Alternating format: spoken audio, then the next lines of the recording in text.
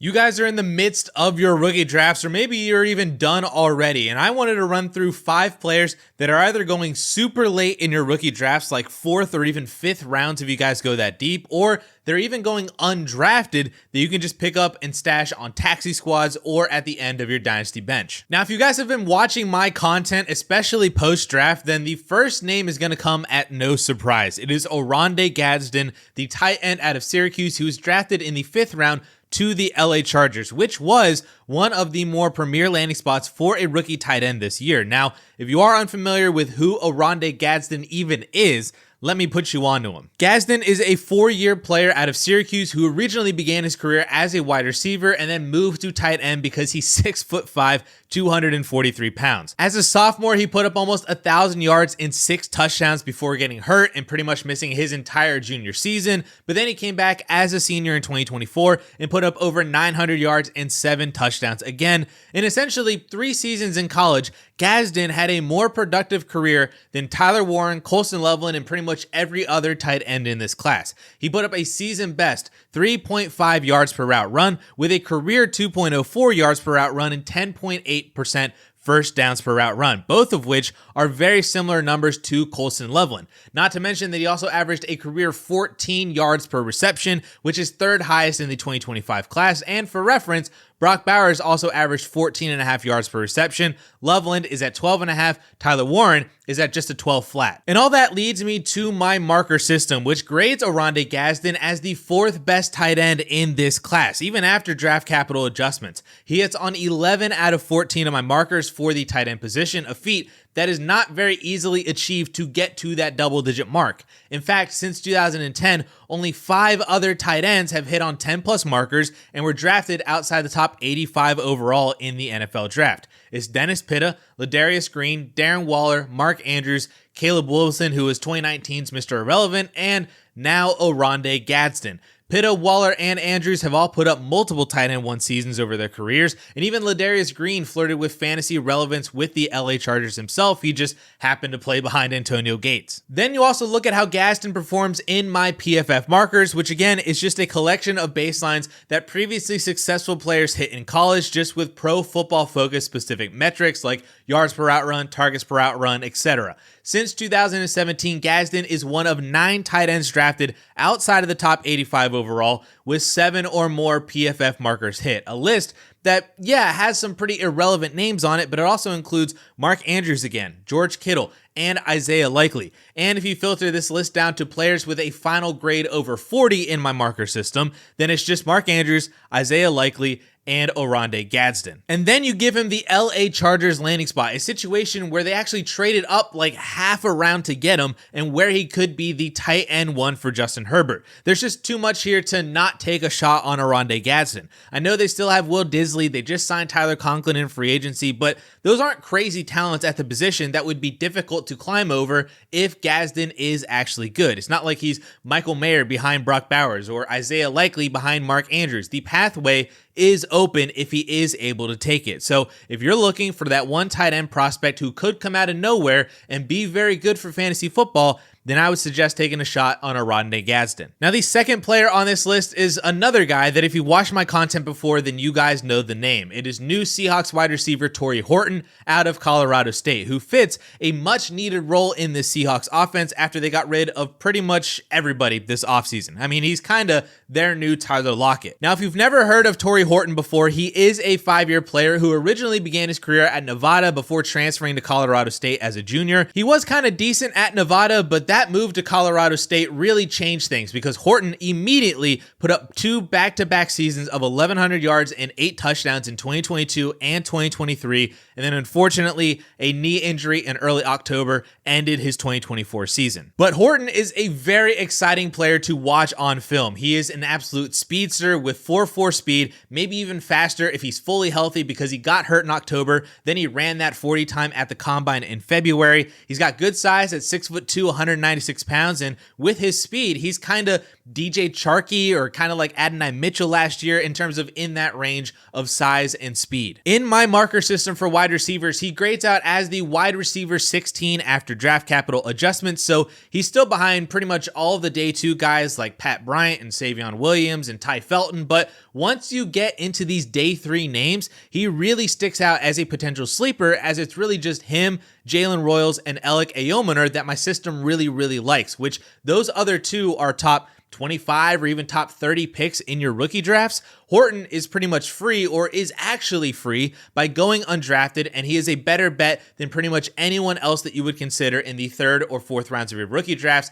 at the wide receiver position. I mean, like I said, the opportunity is there for Tory Horton on a pretty wide open Seahawks depth chart behind Jackson Smith and Jigba. They did sign Cooper Kupp, but it is possible that Kupp is more of the receiver that he was to end the year last year and actually not have that much juice left anymore, a la Titans Julio Jones or like Ravens Dez Bryant. They also signed Marquez Valdes-Scantling, who we know just is not good at all. Then they have Jake Bobo, Steven Sims, Ricky White, who is their 7th round rookie pick this year. I mean, Horton's opportunity is immense to be a 2025 contributor as maybe this year's Jalen Coker, or maybe even Darnell Mooney, who had a great rookie season behind Allen Robinson as a day 3 pick for the Chicago Bears. No one knows who Tory Horton is, so if you stash him now and he hits, everybody's going to wonder how you even knew who this guy was, and that is probably, honestly, one of the best feelings in all of Dynasty. And I do have one more wide receiver to take a flyer on, and someone who doesn't have as clear of a path to relevance as Tory Horton or Oronde Gadsden, but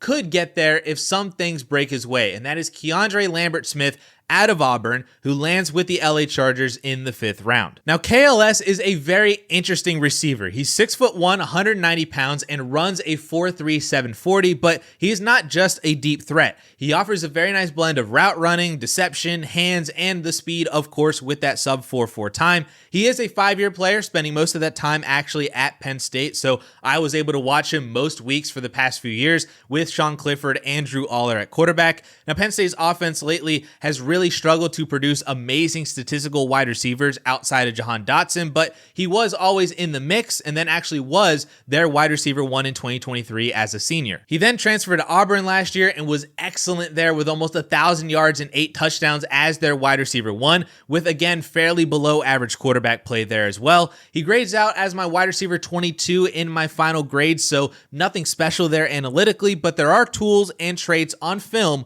where I could see KLS succeeding in the NFL, and the fact that he is on the LA Chargers makes him all the more interesting. This is a busy but also kind of open depth chart behind Ladd McConkey. Yes, they drafted Trey Harris in the 2nd round, and I very much believe in him and his abilities, but he does have some red flags of his own. He may not even translate to the NFL all that well. They have Quentin Johnston, who we know is not good. 45-year-old Mike Williams is back, whatever. Darius Davis is a return specialist. I mean, there is a great opportunity for Keandre Lambert-Smith if he can climb over a couple guys this year and maybe even climb over Trey Harris. He's another guy that I just don't think people really know, so you can add him now for free, stash him on taxi squads, and just kind of see what happens. On to running backs now. We'll start with the bigger name, which is Brashard Smith out of SMU, who lands with the Kansas City Chiefs in the 7th round. You don't love to see that draft capital, but we've also seen the Chiefs just not care about draft capital at all, and if you're good, you're going to be playing. What I love about Brashard Smith in Kansas City is that he's in a lot of ways a replica of Isaiah Pacheco, and he's by far the youngest player in that backfield.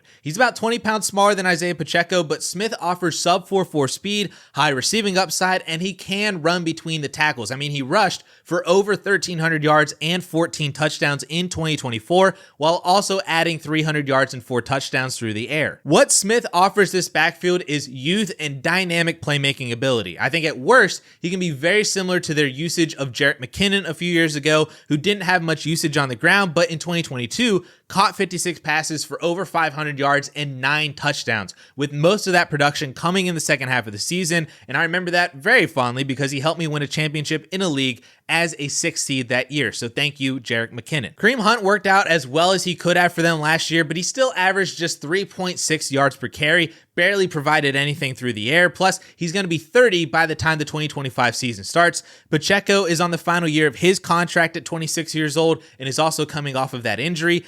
Elijah Mitchell is on a 1-year deal and has struggled to stay healthy in San Francisco, not to mention that he's also turning 27 at the end of this month. Brashard Smith is just very different than what anything the Kansas City Chiefs have right now. He's 22 years old, he's very fast, very dynamic, and those could all be reasons for why Smith could get more and more involved as the season goes on, until maybe he's like this year's version of Tyrone Tracy. I don't believe that he's found his way out of the 4th rounds of rookie drafts yet right now, so pick him up and stash him if you can. And the final player on the list today is part of this new Dallas Cowboys backfield, but no, it is not Jaden Blue. It is Phil Mafah, their other rookie running back taken in the 7th round out of Clemson, and I understand why people are gravitating towards Jaden Blue. He was their first rookie running back taken in the 5th round. He's a dynamic pass-catching back out of Texas with sub 4.4 speed, very similar to Brashard Smith, but there's also a narrative here that I want to spin that isn't really an anti-Jaden Blue argument, but it's how both he and Phil Mafah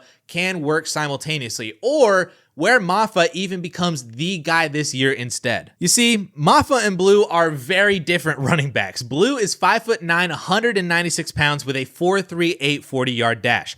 Mafah is 6'1", 234, and he didn't run a 40 at the combine because he had surgery on his shoulder after the season, but I'm imagining that he's not being out there crushing the 40 at 234 pounds.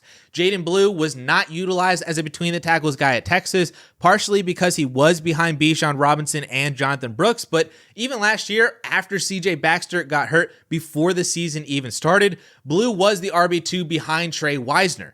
Mafah has been a 2-year starter at Clemson, even working over Will Shipley in 2023 before having the backfield to himself in 2024 when he rushed for over 1,100 yards and 8 touchdowns. They are just two very different running backs and will have very different roles in this backfield, which means that both can be used simultaneously and both can be relevant for fantasy football. But if we're talking strictly 3-down upside, if either of these running backs were to get more of that workhorse role in this Cowboys backfield, my bet would be on Phil Mafah as the actual bruiser and runner between the tackles, who then earns the ability to catch passes out of the backfield. I don't think they would look at Blue, who was never used as a workhorse in college, and say, let's give him 200 or more carries on top of the 50 to 60 targets that he's already getting. I think it would actually be, let's give Phil Mafah 40 to 50 targets on top of his 200 plus carries that we're already giving him. I also want to point out that this is now Brian Schottenheimer's offense, and the last time that Schottenheimer was actually calling plays was in Seattle from 2018 through 2020. In those 3 seasons, he used undrafted free agent Chris Carson as their primary workhorse over first rounder Rashad Penny in all of his injury history, over 3rd rounder CJ Prosise, and over 6th rounder Travis Homer. He said what I said earlier, let's give our 6', 220-pound undrafted free agent who runs a 4.58 40 those 40 to 50 targets on top of his 250 or more carries. And I can see a world where he says the same thing about Phil Mafah in this Cowboys backfield, who was a very productive college running back over the last 2 years out of a big name school in Clemson. Of course, this is all assuming that Mafah or even Jaden Blue can beat out Javonte Williams or Miles Sanders to even get that starting role for the Cowboys. But of the 2 rookies, my bet is on Mafah being more of a workhorse than Jaden Blue. It's not to say that Blue can't or won't be better for fantasy, especially with his receiving upside, and I very much like taking the shots on Jaden Blue as well, but I've already had conversations where people say that he is more of a late 2nd round rookie pick or a 3rd round rookie pick at minimum. Mafah is 100% free. He is going undrafted in every single rookie draft, and you can just pick him up, stash him, and see what happens.